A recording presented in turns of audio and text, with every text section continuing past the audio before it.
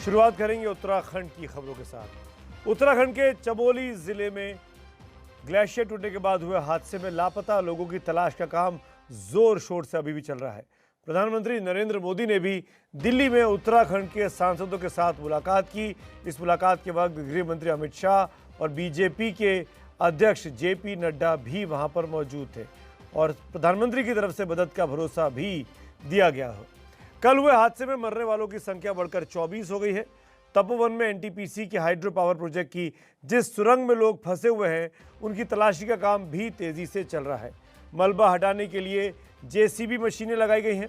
करीब 130 मीटर की खुदाई की जा चुकी है। रेस्क्यू ऑपरेशन में डॉग स्क्वाड की भी मदद ली जा रही है ताकि जो लोग दबे हुए हैं उनको ढूंढा जा सके, लापता लोगों का पता लगाया जा सके।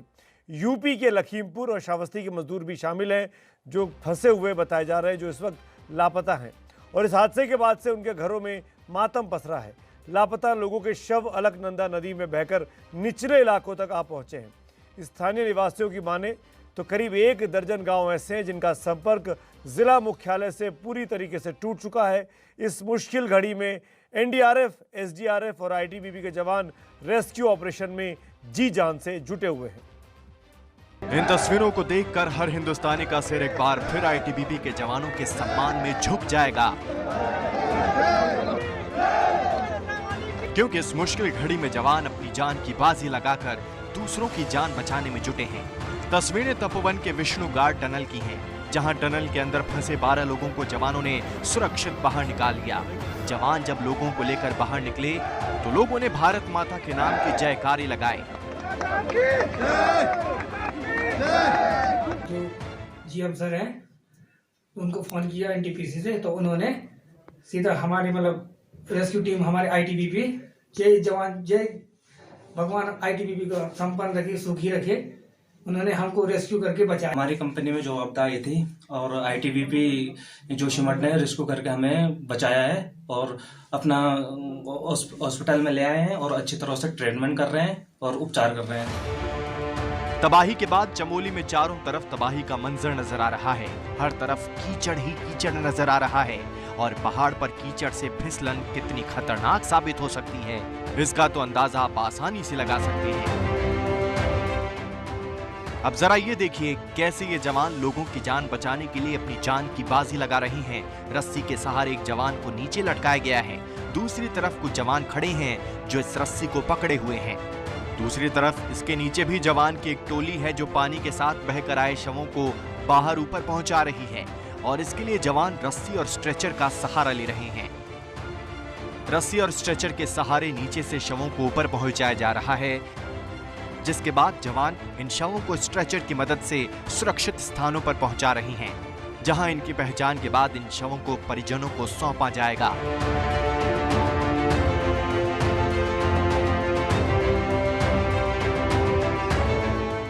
अब जरा दूसरी तस्वीर देखिए।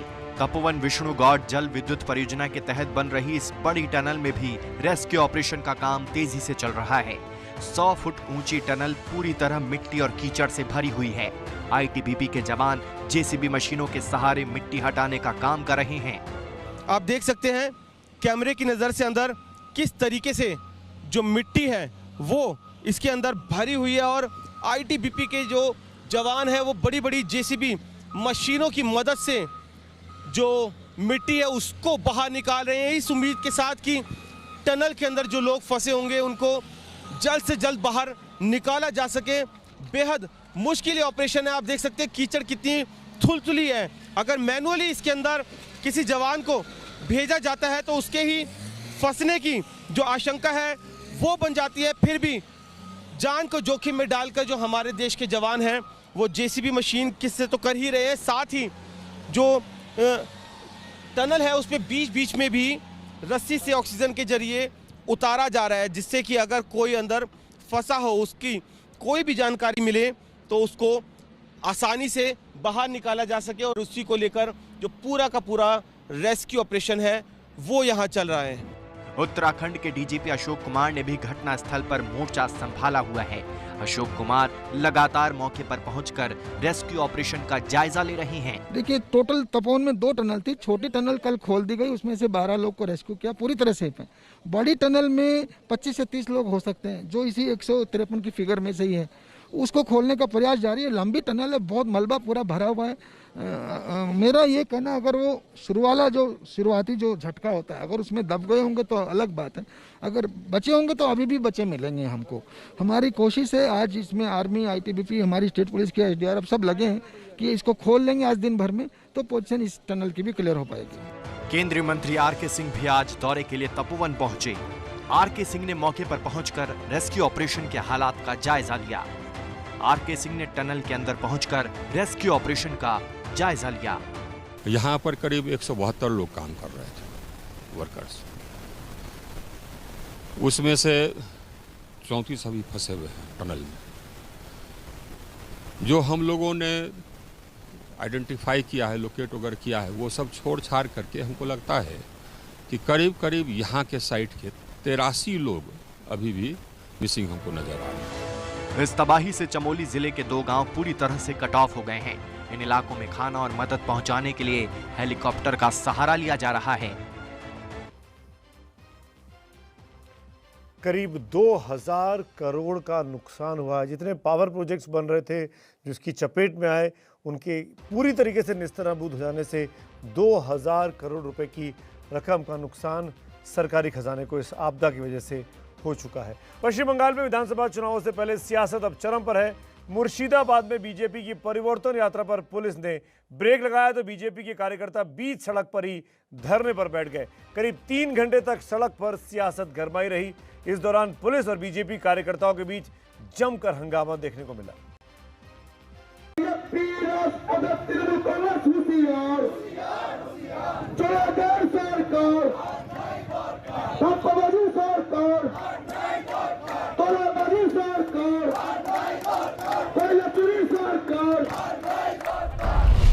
सड़क पर पुलिस और बीजेपी के बीच संग्राम की स्थिति बनी हुई है।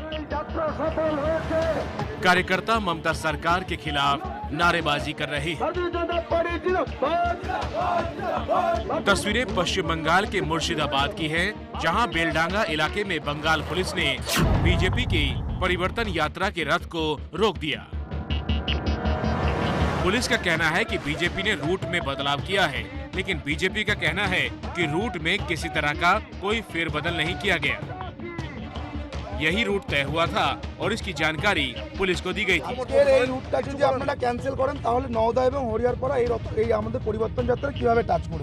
इसी बात पर बंगाल पुलिस और बीजेपी कार्यकर्ताओं के बीच जमकर कहासुनी और हंगामा हुआ, जिसके बाद बीजेपी कार्यकर्ता सड़क पर ही बैठ गए और ममता सरकार और पुलिस के खिलाफ नारेबाजी की गई। करीब 3 घंटे तक सड़क पर संग्राम की स्थिति बनी रही। बाद में पुलिस के बताए रूट को लेकर बीजेपी ने अपनी यात्रा को आगे बढ़ाया।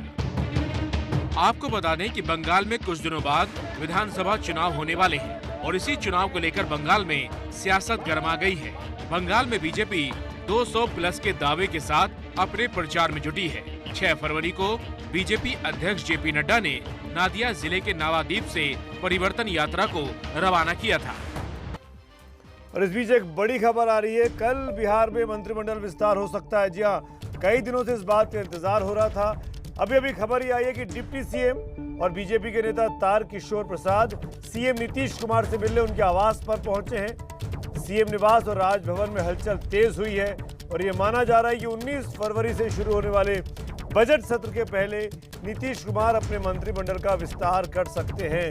बीजेपी की ओर से 5 से 6 नए मंत्री नीतीश कुमार के इस कैबिनेट में शामिल हो सकते हैं। उसी का इंतजार है कब औपचारिक तौर पर इसकी घोषणा होती है।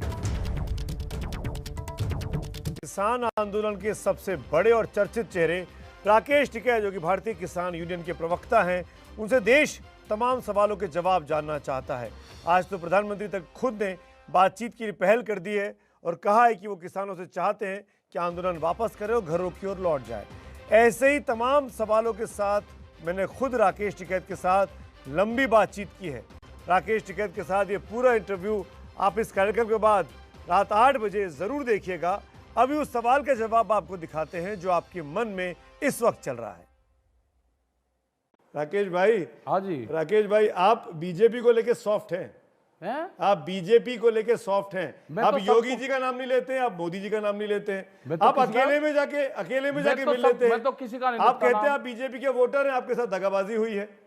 आप बीजेपी को लेकर सॉफ्ट है ना? कहीं इल्जाम है ये। वोट का अधिकार सबका है। हाँ बिल्कुल है, ठीक है, पर आप बताता नहीं है कि मैंने किसको वोट दिया। आप बता के कहते हैं मैंने वोट दिया, मेरे साथ दगाबाजी हुई। नहीं, मैं तो बता रहा हूँ ना, मैंने बीजेपी को दिया वोट। हम तो नहीं पूछ रहे थे, आपने अपने बताया, किसी ने नहीं पूछा आपसे। अब मैं आपसे पूछूंगा आपने किसको दिया? मैं नहीं बताऊंगा।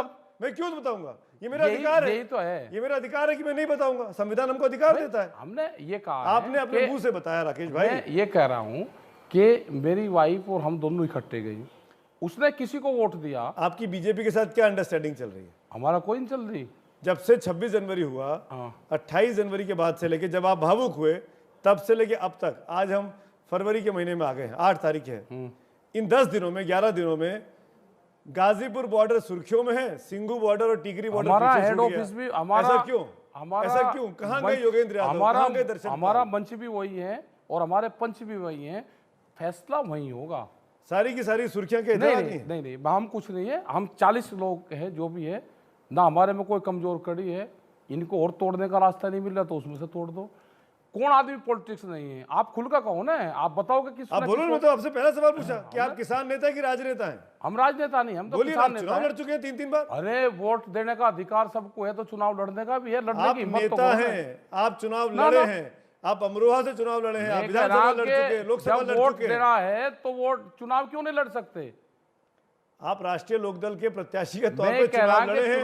आज अजीत सिंह और जयंत चौधरी आपके साथ दिखाई दे रहे हैं। हमारे साथ ये इल्जाम है आपके ऊपर कि आप राजनीति कर रहे हैं। हमारे साथ तो कांग्रेस वाले भी हमें, हमारे साथ तो बीजेपी वाले भी। कांग्रेस और अजीत सिंह का तो गठबंधन रहा है कई साल तक। और आप कह रहे हैं मैं बीजेपी में हूँ।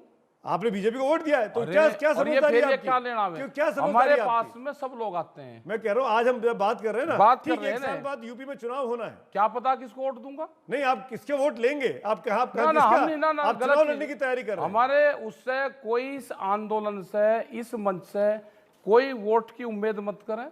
यहाँ पे कोई वोट की तलाश करने ना आए। 2022 में चुनाव लड़ने वाले आंदोलन है। 2022 में चुनाव लड़ने वाले हैं यूपी में। हमारा कोई मतलब नहीं है। नहीं लड़ेंगे ना, हमें तो घोषणा कर दीजिए। घोषणा कर दी, ना चुनाव लड़ेंगे, ना किसी कैंपेन करेंगे, ना किसी के बारे में कहेंगे। 2024 का लोकसभा चुनाव, 2024 का लोकसभा चुनाव तो बहुत बड़ी बीमारी है, इससे तो बगल ही रहना चाहिए। मैं लड़के देख लिया ना, चुनाव बीमारी है ना, मान रहे हैं ना बीमारी।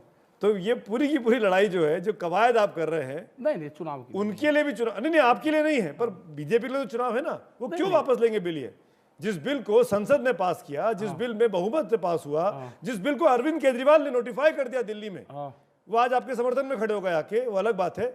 जो बिल तमाम राज्यों में लागू हो चुका है, वो बिल जब भी तो लुट रहा है किसान। कहाँ लुट रहा है? कौन सा किसान लुट रहा है? अच्छा, कौन सा आप जाके केएमपी पे दिखा दो। 2000 सरकार तो कहती है कि हरियाणा और पंजाब के किसान परेशान और कुछ उत्तर प्रदेश के जिले बस। अच्छा, बाकी तो देश भर के। तमिलनाडु में 10,000 ट्रैक्टर इकट्ठा हुए, छत्तीसगढ़ में हुए, उस पर हुए।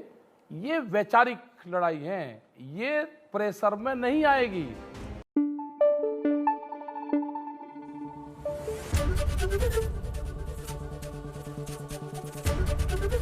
एबीपी न्यूज आपको रखे आगे।